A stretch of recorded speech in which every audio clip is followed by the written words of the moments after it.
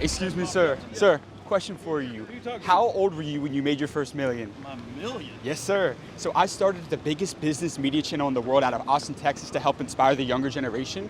Could I get 1 minute with you on some advice to the younger generation? I haven't made my million. You need to talk to him. Right here, sir, real quick, sir. So, Thank you. So I go all over the world interviewing successful entrepreneurs, people that made it for the younger generation. Yeah. What did you do to become wealthy? Well, I started my first business when I was 23 years Can we old. pause for a quick second? No, I've got to catch We'll walk plane. with you. You're gonna have to walk. I got you. So what was that business that you started? I was in the trucking business, still am. The trucking Started business. with one truck. We run over 100 a day. I also have a brokerage company. How did you Company buy your that first sells truck? fuel. How'd you get the money to buy your first truck? You know Did what? I went to my community bank. Yeah? Small community bank. What was that conversation like with the bank? How'd you get the money to buy that truck? Well, it's because the people back then, community banks knew their customer. They knew the people because they were part of the community. Yeah. I mean, that's the people you saw on the signs at the baseball fields or grilling the hamburgers. And that's been a huge problem because community banks have been decimated. And the federal government has been on a tear to get rid of all the community banks and just consolidate down to the point where one day you're just going to be dealing with a government bank. Yeah. And when we get to that point, you're going to be in trouble. But I tell all young people, man, you know,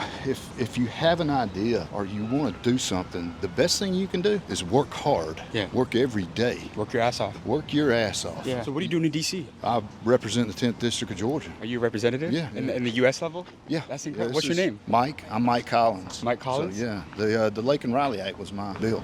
Actually. Yeah, So which what's we an got. economic truth that most politicians are afraid to admit? The fact that free market works. The free marketplace is beyond unbelievable. Capitalism? Yes, and President Trump knows that. And the other fact that President Trump knows is that we need small businesses. Now, small business needs big business. Yeah. But without the small business and the ability to be an entrepreneur, to start from the ground up and work your way up, work your ass off to get there, you know, people really don't have an incentive. Right. You think about what the Obama administration, what the Biden administration, both of them tried to accomplish. I mean, inflation went through the roof. They didn't want you owning a house. They don't want young people owning homes. They want you renting apartments. Hell, they don't even really want you owning an EV. They want you to ride on mass transit. They don't want you to have your own health care. They want you to have government health care. They want everything you do for you to look for the government for the answer. And that's not America. It's not in God we trust. We look to God for those answers. But if they feel like that they can get you into that position, all you'll work for is enough money to get by. Pay the rent, pay the bus fare. That's not the American dream, though. No,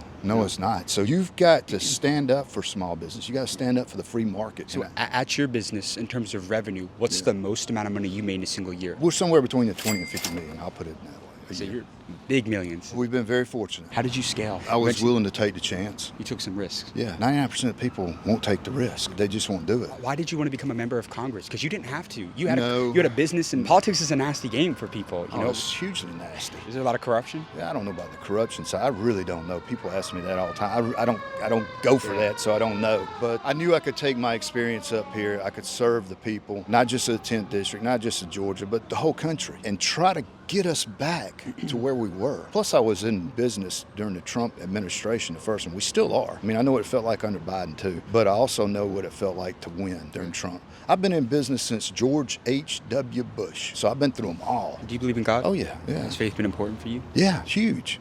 How so? Well, I mean, think about it, man. You're going to have things happen in your life, good or bad. And if you don't have that rock to lean on, I don't know what you're going to lean on. There's things that's happened to me up here. I can't explain it. But hey, I know where it came from. So you see miracles happening. Oh yeah. I see things happen in my life that I'm like, dude, I don't know how that happened to me. Right. But I was here and I was in the right place, and the good Lord opened the door. He opened the door, you walk through it. The trucking business is competitive. Oh, it's huge. What did you do to stand out? The number one thing you do, service, work your tail off. Beyond that, though, because you can work hard and still work at a fast food restaurant. Beyond the hard work, what's something... People notice that, though. They noticed that. I had people calling me, asking me, because maybe we weren't the biggest. We weren't. But when you deliver and you do what you say you're going to do, even if things happen and you compensate and you push things around, you do what you say and you do that continuously, people will reward you for that. They do that up here, too. If we would just do our job, I mean, I'm the first freshman to get a bill signed into law. I've had 2 bills signed into law in 2 years by 2 different presidents for 2 different parties. I got to roll, man. I got a plane. Your man. last message to the younger generation. Give them one more little nugget. Keep the faith. Keep the faith, man. It's available. It's hard. It's probably harder than when it was when I was there. We're going to do what we can to get this government off your back and out of your back pocket. But go for it, man. The number one lesson I learned, it's at the base of my flagpole at my office. It says can't, never could. You Can't, believe never. can't, you'll never do anything. Believing that you can is way more Believe- profitable than believing that you can't.